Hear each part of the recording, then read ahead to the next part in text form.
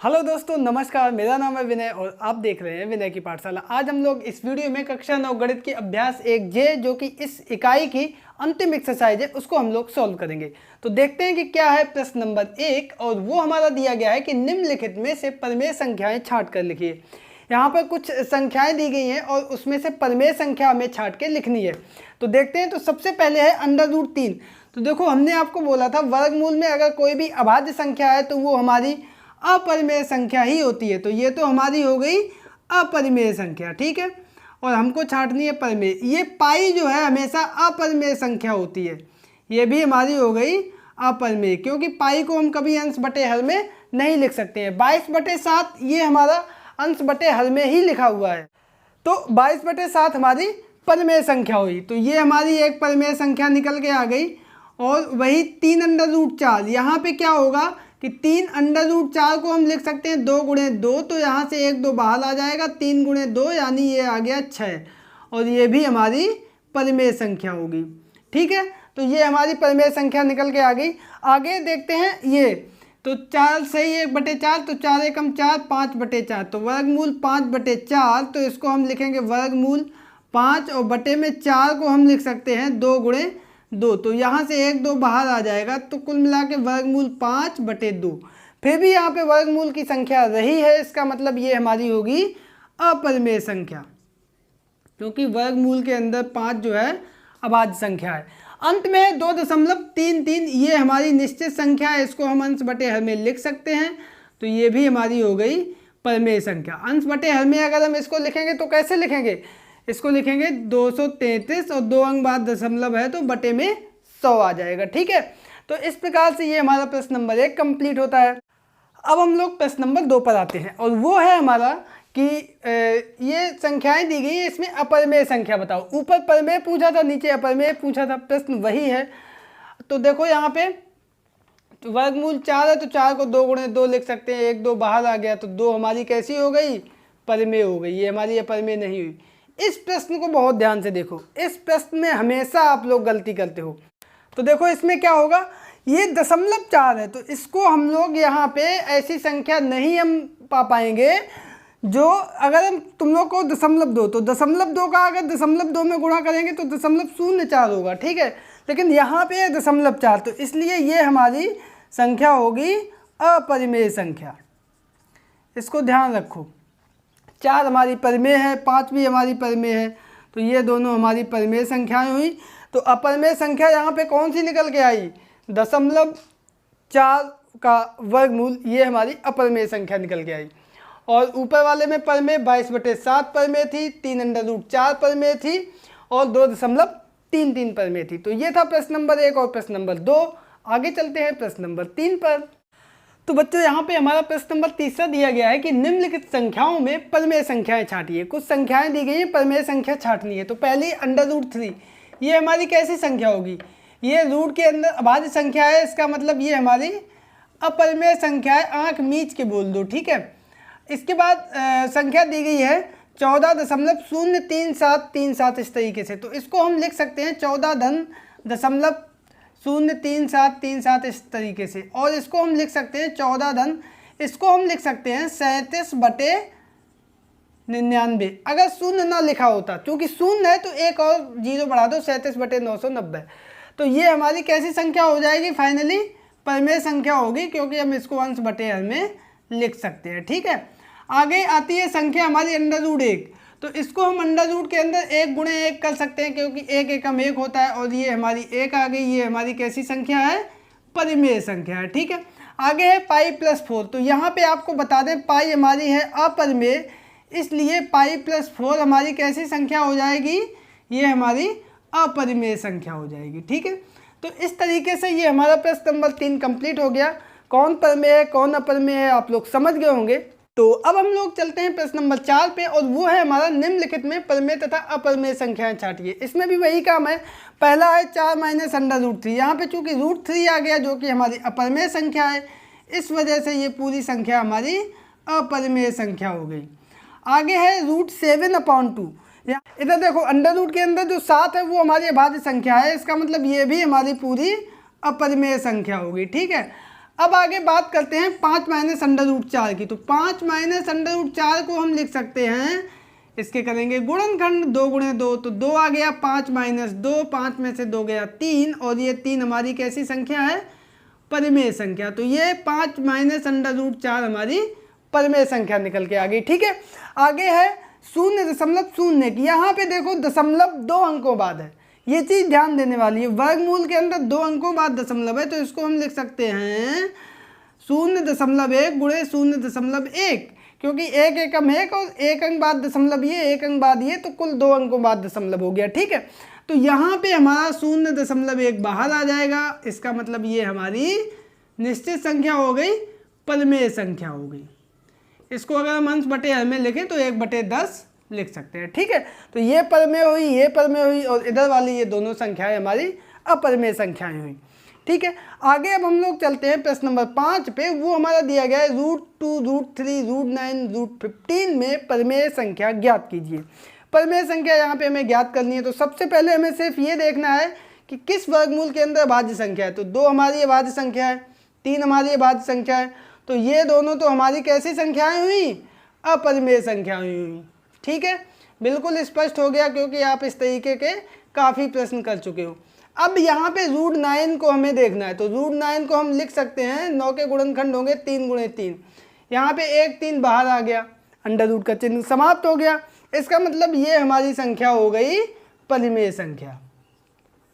ठीक है, अब लास्ट में बात आती है √15 की। तो इसको भी अगर हम लिखेंगे तो 5 गुणे 3, तो 5 भी अभाज्य, 3 भी अभाज्य।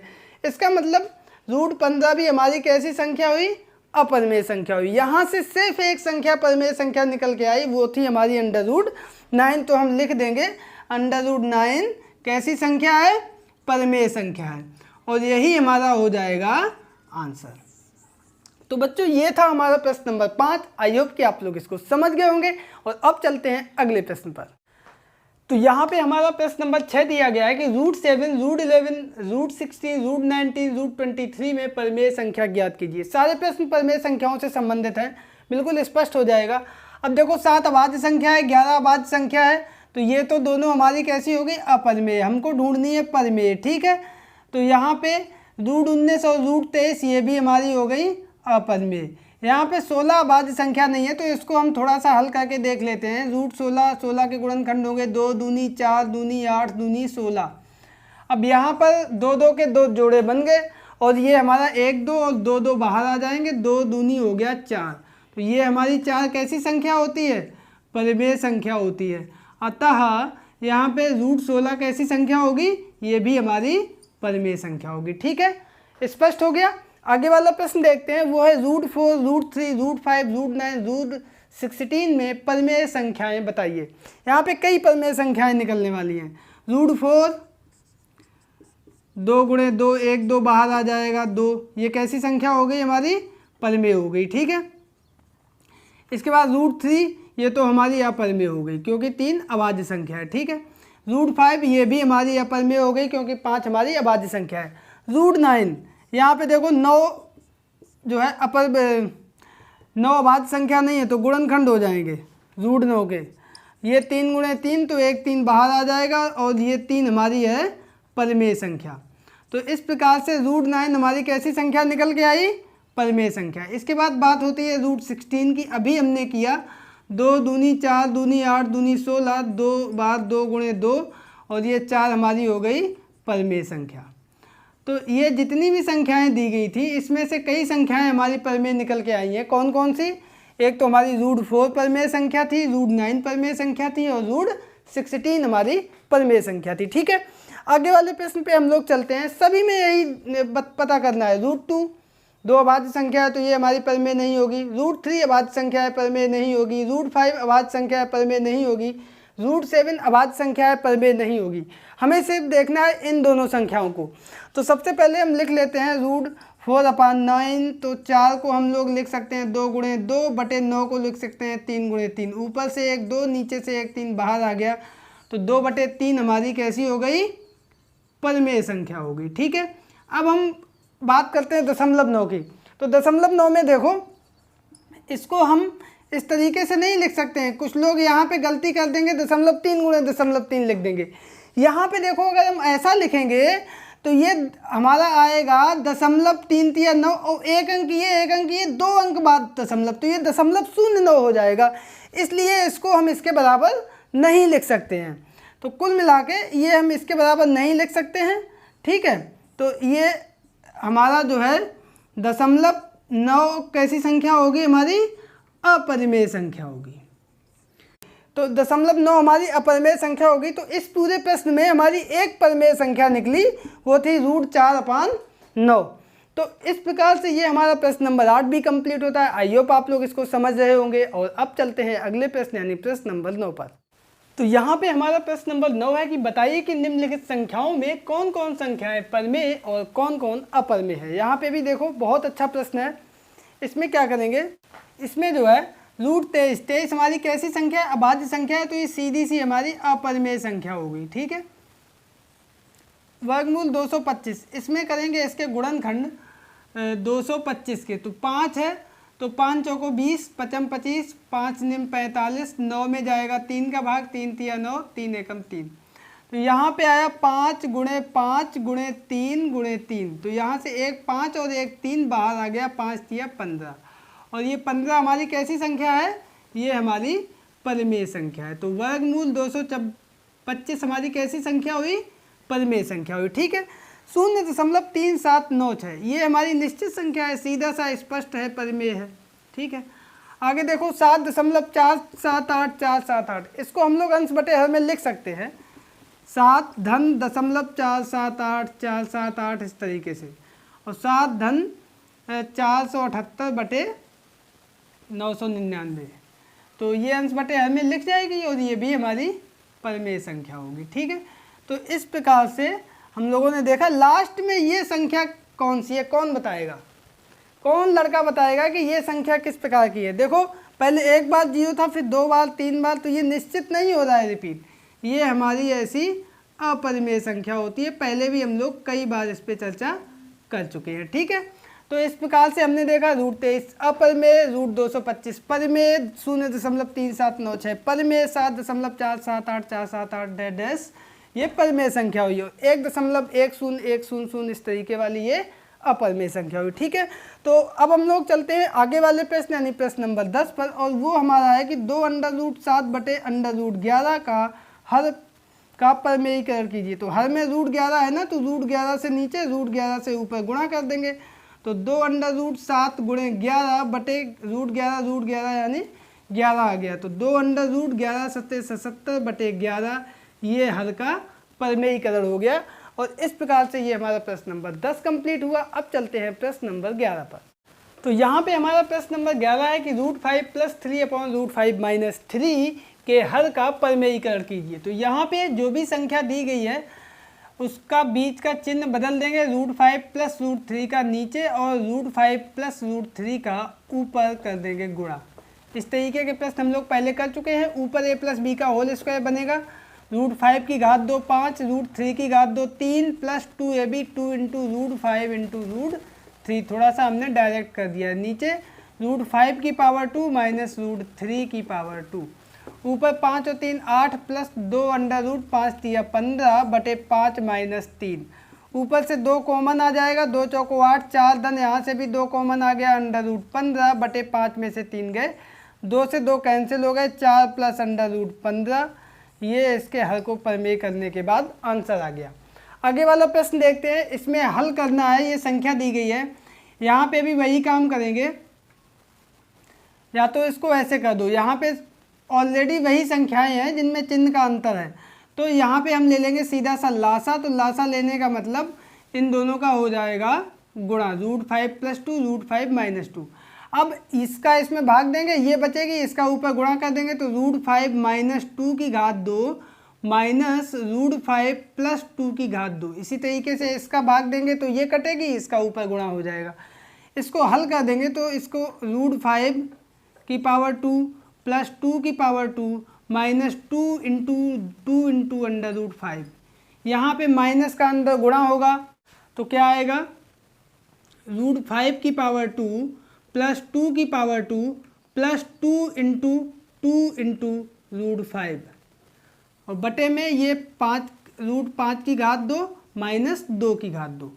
यहाँ पे देखो अंदर माइनस का होगा गुणा, एक लाइन हम बढ़ा देते हैं चलो, तो ये हो जाएगा रूट 5 की पावर 2 कितना आएगा 5 प्लस 2 दूनी 4 माइनस 2 दूनी 4 अंडर रूट 5, माइनस का गुणा होगा तो माइनस 5 माइनस 2 दूनी 4 माइनस 2 दूनी 4 अंडर रूट 5 बटे ये 5 माइनस 2 दूनी 4, 5 प्लस के 5 माइनस के 4 प्लस के 4 माइनस के दोनों कट गए, minus 4 under root 5 minus 4 under root 5 तो माइनस 8 अंडर रूट 5 और बटे में आया 1 का भाग जाएगा यानी वही संख्या रहेगी, तो माइनस 8 अंडर रूट 5 हमारा सरल करने के बाद आ गया आंसर। तो ये आंसर आ गया प्रश्न नंबर 12 का। बहुत आसान था, आई होप आप लोग इसको समझ गए होंगे। और अब हम लोग चलते हैं अगले प्रश्न यानी प्रश्न नंबर 13 पर। तो यहाँ पे हमारा प्रश्न नंबर 13 है, सरल कीजिए रूट 3 प्लस रूट 7 की पावर 2। बहुत आसान प्रश्न है, a प्लस बी की घात का सूत्र लगा दो, रूट 3 की पावर 2 प्लस रूट 7 की power 2 plus 2ab 2 into under root 3 into under root 7। तो यहाँ पे यहाँ पे 2 है, रूट और वर्ग कट जाएगा, 3 बचेगा, 3 यहाँ भी 7 आएगा, धन 2 गुणे रूट 3 और रूट 7, इसका मतलब 3 और 7 का गुणा हो जाएगा, अंडर रूट 7 या 21, तो 7 और 3 10, धन 2 अंडर रूट 21 आ गया हमारा आंसर। ठीक है, आगे प्रश्न कह रहा है सरल कीजिए 62/25 की पावर माइनस 3/2। देखो 62 की घात माइनस 3/2, तो ऐसा करते हैं 62 की घात माइनस 3/2 ऐसा ही लिखे रहने देते हैं। अब 25 बटे में ऊपर आएगा तो माइनस का चिन्ह हट जाएगा, तो गुणे 25 की घात 3/2। अब यहाँ पे देखना 62 की घात माइनस 3/2, अब 25 की घात 1/2 पहले कर दो, तो ये यानी वर्गमूल 25 हो जाएगा, तो इसको 5 गुणे 5 और पूरे की घात 3, तो ये रहा 1/2 वर्गमूल का चिन्ह लगा दिया, 25 के कर दिए गुणनखंड 5 गुणे 5। अब ये 5 एक बाहर आ जाएगा, यहाँ बचेगा 62 की घात माइनस 3/2 और ये 5 बाहर आएगा, 5 की घात 3। ठीक है, 5 की घात 3, 5 5 25 5 125, तो 125 पहले लिख दिया और ये 62 की घात माइनस 3/2 बाद में लिख दिया और यही आ गया हमारा आंसर। समझ गए आप लोग। अब हम लोग देखते हैं प्रश्न नंबर 15 को, वो है हमारा 64 की घात 1/2। 1/2 का मतलब वर्गमूल का चिन्ह, और 64 2 दूनी 4 दूनी 8 दूनी 16 दूनी 32 दूनी 64, 1 2 1 2 1 2, 3 2 बाहर आएंगे, 2 गुणे 2 गुणे 2, तो 2 दूनी 4 दूनी 8 हमारा आ गया आंसर। ठीक है, आगे प्रश्न है 32 की पावर 1/5। यहाँ पे देखो 32 को हम क्या लिख सकते हैं, 2 दूनी 4 दूनी 8 दूनी 16 दूनी 32 की घात 1/5। 2 कितनी बार आया है, 5 बार, 2 की घात 5 और उसकी घात 1/5। घात पे घात का होता है गुणा, तो ये हम लिखेंगे 2 की घात 5 गुणे 1/5, 5 से 5 कट जाएगा, 2 की घात 1 यानी बचेगा हमारा 2, यही आ गया हमारा आंसर। ठीक है, बहुत आसान प्रश्न है, थोड़े से नियम जो करड़ी के बेसिक नियम है वो पता होने चाहिए। यहाँ पे देखो 125 को क्या लिख सकते हैं, 5 गुणे 5 गुणे 5, 5 25 5 125 की घात 3, ये 5 की घात 3 पूरे की घात 1/3, घात पे घात का हो गया गुणा, तो 5 की घात 3 गुणे 1/3, 3 से 3 कट जाएगा, 5 की घात 1 यानी ये 5 आ गया और यही 5 हमारा आ गया आंसर। और इसी के साथ प्रश्न नंबर 15 भी हमारा कंप्लीट होता है। और अब चलते हैं इस एक्सरसाइज के अगले प्रश्न यानी प्रश्न नंबर 16 पर। तो यहाँ पे हमारा प्रश्न नंबर 16 दिया गया है कि ज्ञात कीजिए, और यहाँ पे संख्या दी गई है 9 की घात 3/2।